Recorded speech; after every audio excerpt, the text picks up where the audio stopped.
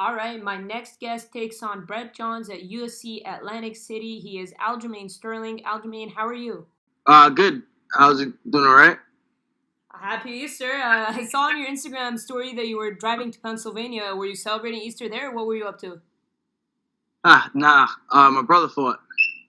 All right. It was last weekend, though, right? Sorry. I said your brother fought last weekend, no? Yeah, I have a lot of brothers, All but right. one fought last week, one fought the week before that, and the other one just had his second pro fight, second amateur fight on Saturday. Oh, also, tell us about it. Tell us about all the experiences and cornering them and everything. It was fun. It was cool.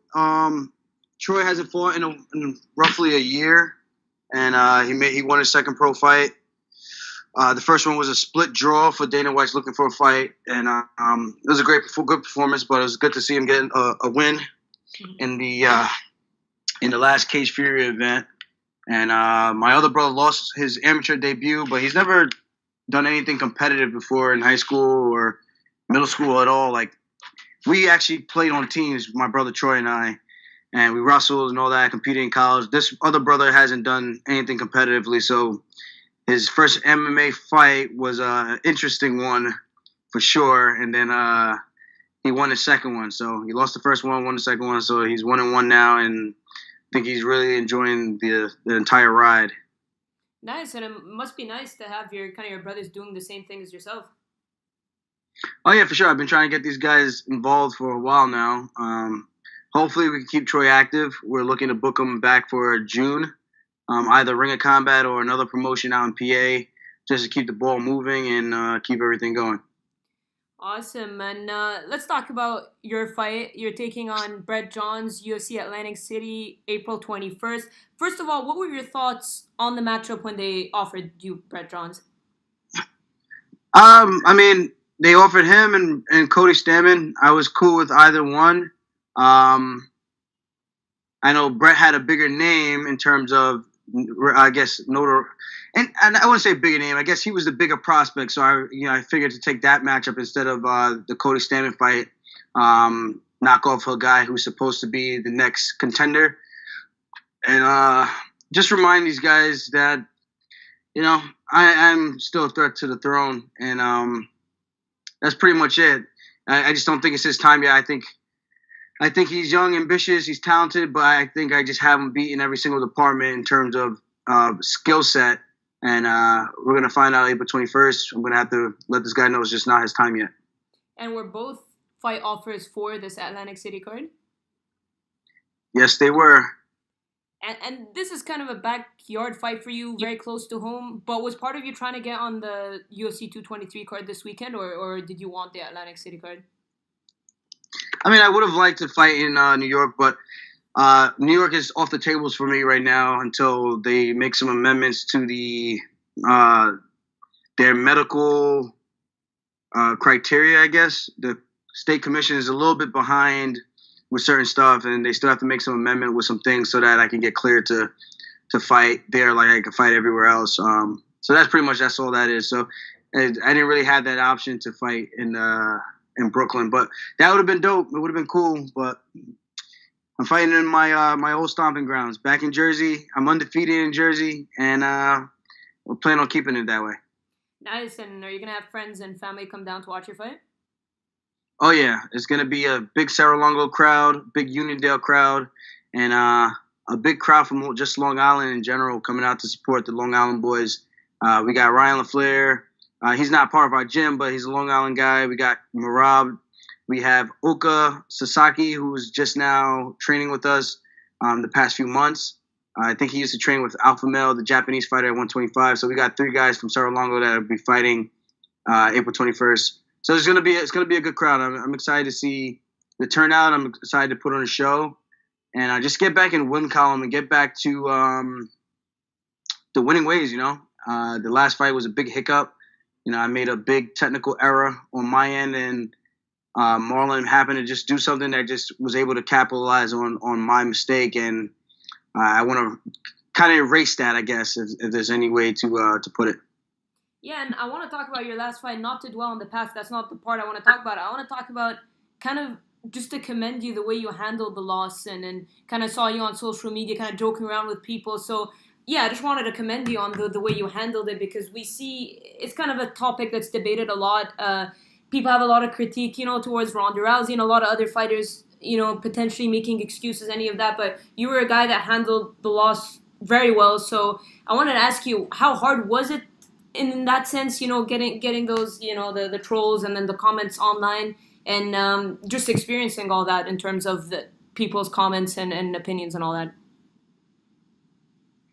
Uh, you know, it's part of the sport, man. Knockouts happen, Yeah. submissions happen, people get embarrassed left and right. You kind of sign up for this, so to kind of, I mean, you got to just kind of take it with a grain of salt, take it for what it is. Things happen. Sometimes it's not your night. Sometimes you could be the one doing that to somebody else. So at the end of the day, I don't really understand how people can get really, you can't get butthurt about it. I don't want to say these other guys were not handling it the right way, but I would like to say, like, you can't get emotionally invested to the point where you start doubting yourself and you just turn yourself off from just friends and stuff. I understand social media, it can get a little overwhelming sometimes, but honestly, who gives a shit? We don't know these people from a hole in the wall, so their opinions don't matter. They don't see the work that goes in. They only see that one little hiccup or the one moment of fame, So I guess you gotta just kind of keep it in perspective. You know what you sign up for. You know what the risks are, and you gotta just be at peace with that. And I know people made the dab joke, and I didn't see the video until I came to in the hospital. I woke up and everything inside the octagon and all that, but I didn't really come to where I can actually remember everything, and I was back to my normal self, not being delirious until I got to the hospital, and I told my brother, like, dude, I remember every single thing that happened. I remember when I almost had the submission, he threw the knee, and as I shot in, I see the knee coming up, him throwing that switch kick, but I was running into the knee of that kick, and I knew at that moment I fucked up big time with my timing and just not using any setup, made a big rookie mistake. And when I seen the video, I replayed it probably 100 times. I was like, wow, this looks bad. And then I saw the dab joke, and then I saw the end of the video. I was like, wow, it actually does look like, I did the dab. It is what it is, I can't argue that, You know what I mean? It's like someone say you did the dab and they show a picture of it, you didn't see it, and then you do see it, you're like, I guess you guys kind of got a point. So can you really get mad at that? No, I don't know. You can't. I don't know. I think you just got to have thick skin. At the end of the day, you just got to have thick skin. Absolutely, and there was an overwhelming amount of support as well from the media members, a lot of fans as well. So did you feel the love as well? Because there was a lot. I noticed a lot.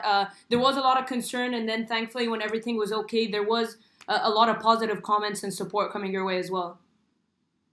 Oh yeah, 100%. I was really surprised by that. I know I've got a pretty good following in terms of people that I keep in contact with from home and things like that. But I didn't know I was going to have such a big support group in a moment in time like that after such a heartbreaking loss like that. It's such an unfortunate thing. But I guess people were really concerned, and people actually do care about me, even the ones that I don't know personally, like on a face-to-face or a conversation level. But I guess that was cool to see. It's nice to see that I have an impact like that to some people in their lives and things. So, and it's nice to see that people actually care about the athletes that put it all on the line to fight for people's entertainment.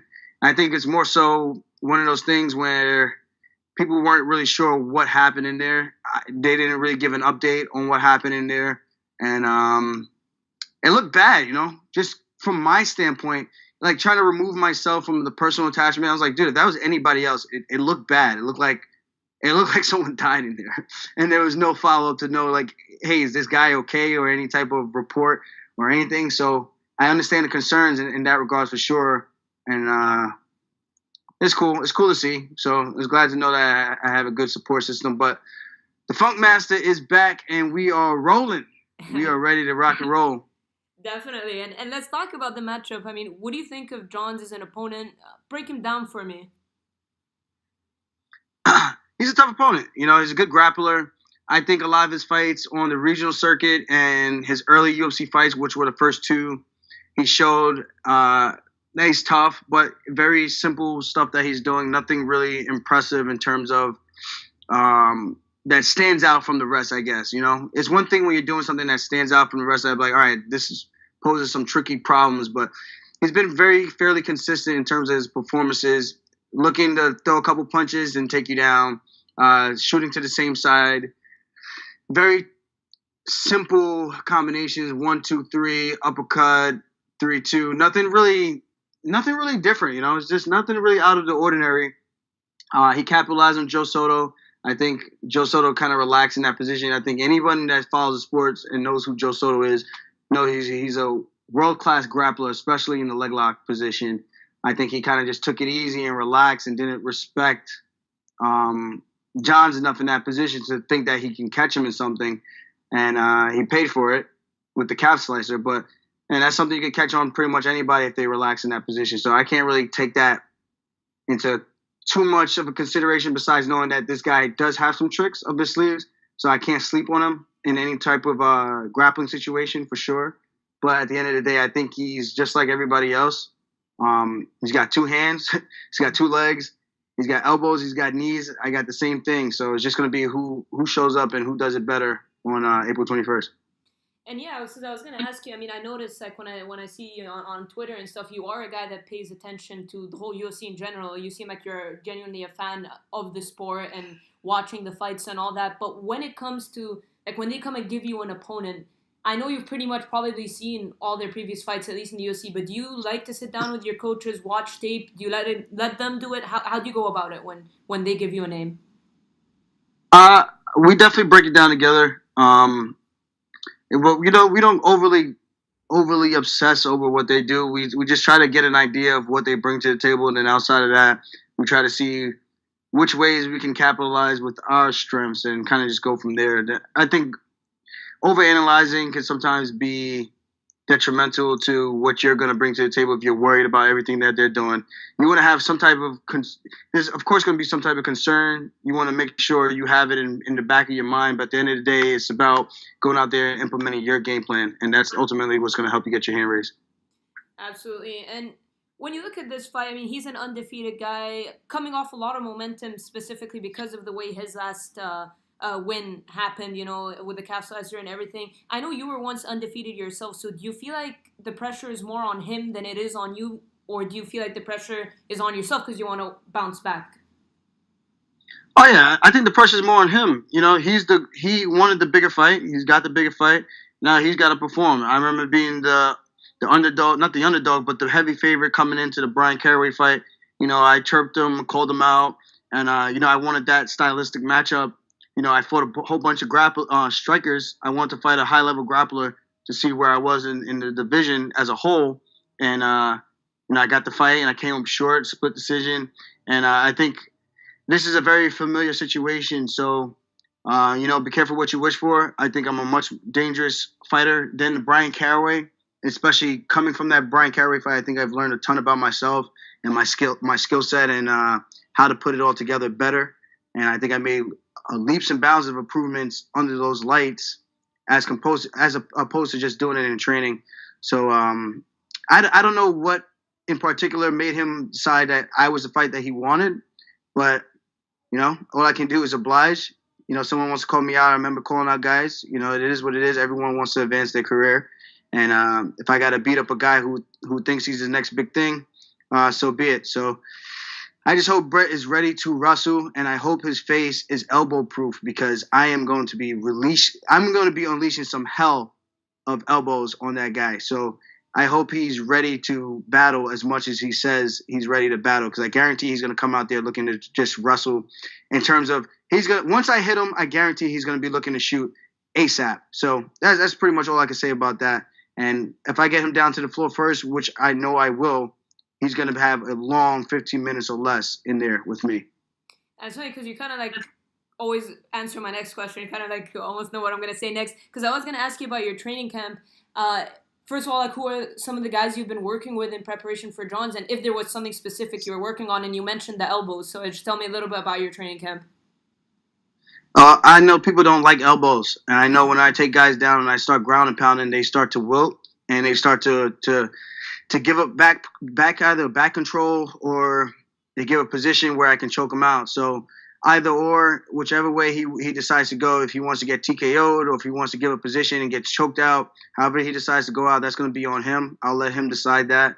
But I'm working with Marab, I'm working with Sasaki, I'm working with some of the other guys at Long Lima, Dennis Bermudez, Chris Wade, those guys. So I'm pretty confident going into this matchup for sure. I think I just got to make sure I'm ready to battle, make sure my head is mentally in the right place.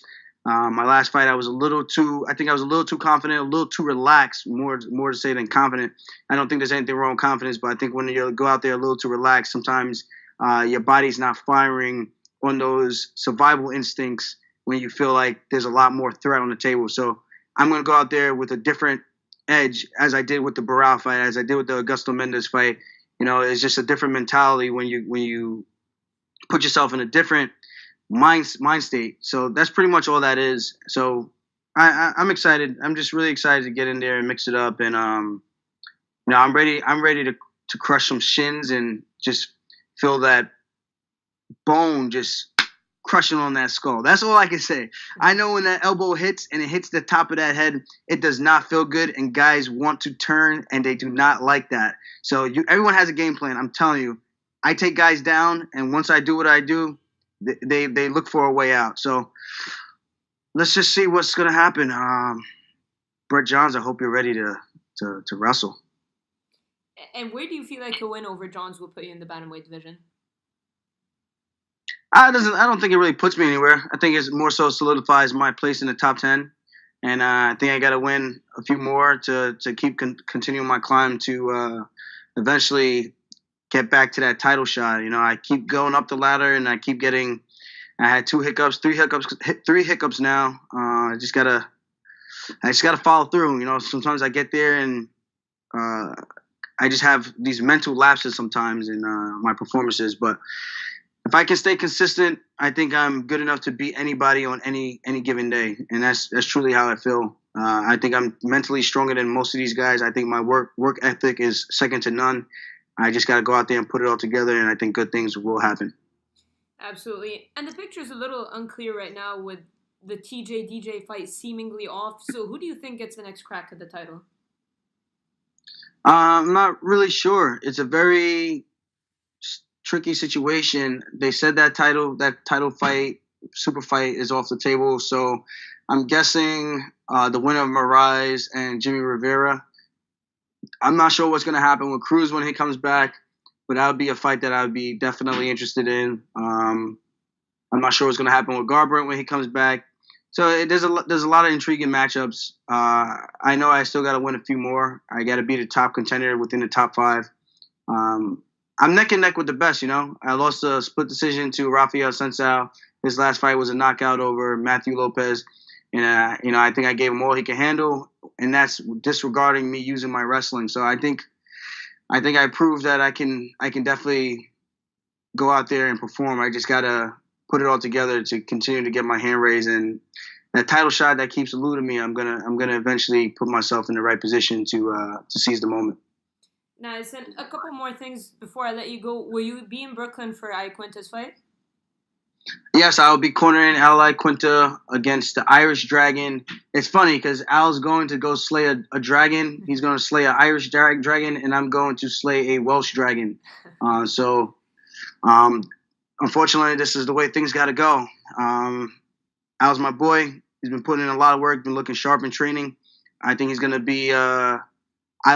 I think he's going to be a very hard target for Paul to find. I think his speed is going to prove to be the difference, and I think he's more of a complete fighter. And I think Paul's a very tough dude, but I think sometimes his fight style, he plays to just want to fight tough and sit in the pocket and bang too much.